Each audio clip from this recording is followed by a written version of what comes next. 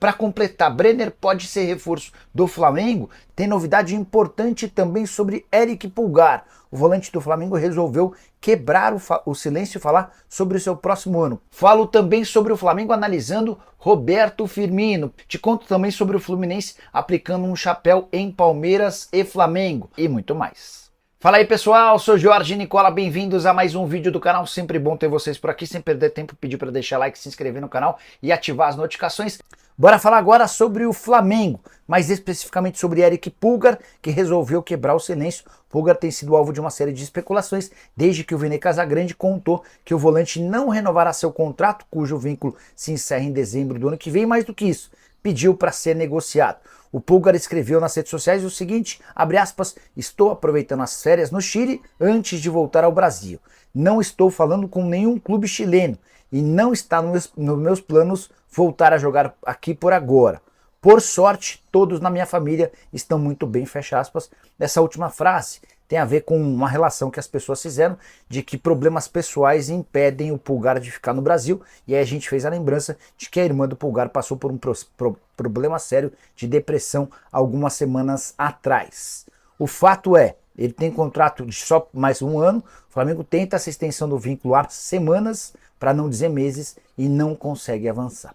Bora falar agora sobre o Flamengo para contar que um camisa 9 foi sugerido ao rubro-negro. Trata-se de Brenner, atacante que foi revelado no São Paulo, com passagens pelo Fluminense, antes de se mandar para os Estados Unidos e hoje defender a Udinese. Temporada atual de 11 partidas com 2 gols e 2 assistências, ele é muito mais reserva do que titular, tanto é que a média de tempo dele em campo na atual temporada é de 43 minutos. Jogador de 24 anos de idade que viveu no São Paulo e no futebol americano seus melhores momentos. Não conseguiu se destacar desde que se mudou para o futebol italiano. Além do Brenner, também surgiu outra especulação no Flamengo nas últimas horas, Martirena. Esse é um lateral direito, uruguaio, 24 anos de idade, que pertence ao Racing. Torcedor do Corinthians vai se lembrar dele, fez um golaço quando o Racing conseguiu eliminar o Corinthians nas semifinais da Copa Sul-Americana. Esse sim, chegaria em boa condição de jogar, especialmente se o Wesley for negociado, e é exatamente pela possibilidade de Wesley sair que o Flamengo monitora o mercado de laterais direitos. As tratativas com o Danilo foram encerradas, até porque o jogador decidiu permanecer na Juventus até a metade do próximo ano, quando se encerra seu contrato. Números do Martirena, 38 partidas na atual temporada, com 6 gols e 7 assistências, lateral que apoia bastante. Para mim está entre os mais interessantes no mercado do futebol da América do Sul.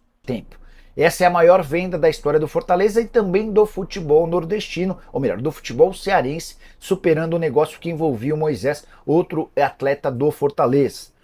E aí, só para destacar o baita negócio feito pelo Lion. O Hércules havia sido comprado em 2022 por míseros 250 mil reais, agora tem 70% dos seus direitos econômicos negociados por 29 milhões de reais. Embora façamos a ressalva de que nos contatos com Palmeiras e Flamengo, o Fortaleza pedia o valor da multa rescisória de 10 milhões de euros ou 63 milhões de reais. O Hércules chega, na teoria, para ser o substituto do volante André, negociado com o futebol inglês. Bora mudar de assunto e falar sobre o Flamengo, que analisa a possibilidade de contratação de Roberto Firmino. Não há proposta na mesa, nem sondagem ao Al-Ahly, mas nesse momento o Flamengo está analisando prós e contras da chegada do centroavante de 33 anos de idade, que poderia, depois da volta do Pedro, até se adequar para jogar ao lado do Pedro. Acho uma baita sacada, a questão é financeira. É que o Roberto Firmino tem contrato lá na Arábia Saudita até junho de 2026 e por lá ganha na casa dos 10 milhões de reais por mês. Difícil imaginar que uma negociação como essa possa acontecer, a menos que o Roberto Firmino abra mão de bastante dinheiro. E aí vale uma lembrança, recentemente, em uma entrevista ao Band Esportes, Firmino já havia afirmado que quando voltar ao Brasil vai dar preferência ao Corinthians. Ele tem imaginado, ele falou que está rezando para que Deus aponte o momento certo de voltar ao Brasil, e que a preferência dele vai ser jogar no seu clube do coração. Roberto Firmino, nessa mesma entrevista, havia admitido que costuma acompanhar, mesmo que às 3 da manhã, os jogos do Timão no Campeonato Nacional. Temporada do Firmino está longe de ser espetacular. Com a camisa do Al-Ahly, 19 partidas, 6 gols e 3 assistências.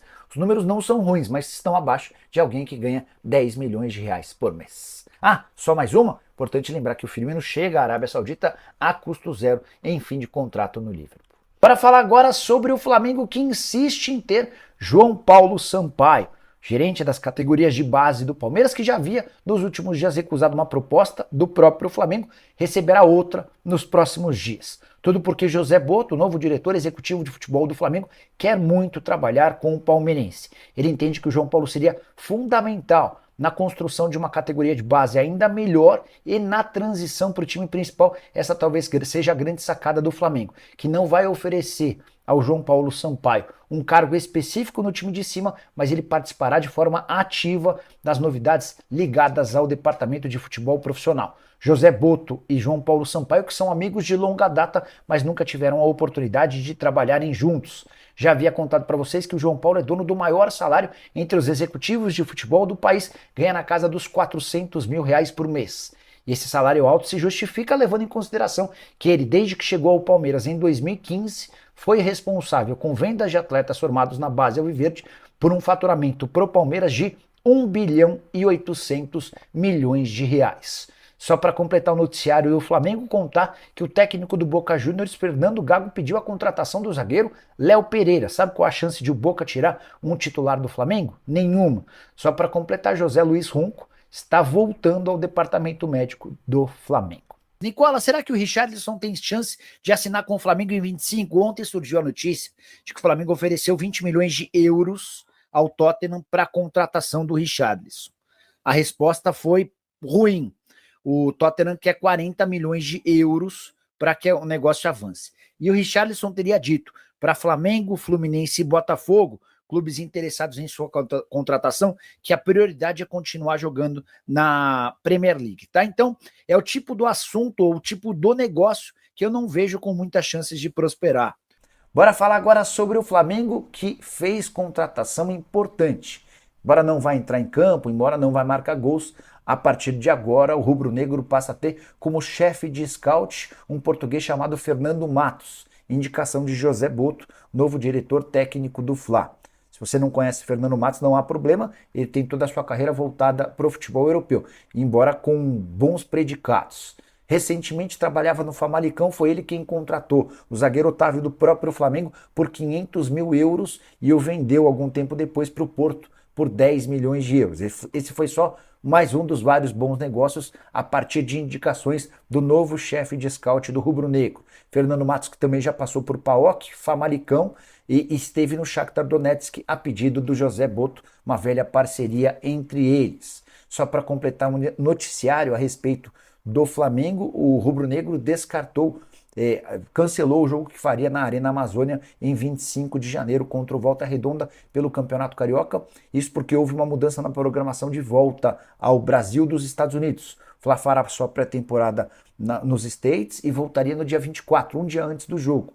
Com a antecipação dessa viagem, o Flamengo volta dos Estados Unidos em 19 de janeiro, optou-se por descartar esse jogo. Pena para o torcedor rubro-negro do norte do país, que certamente estava contando os dias para poder assistir ao seu time do coração.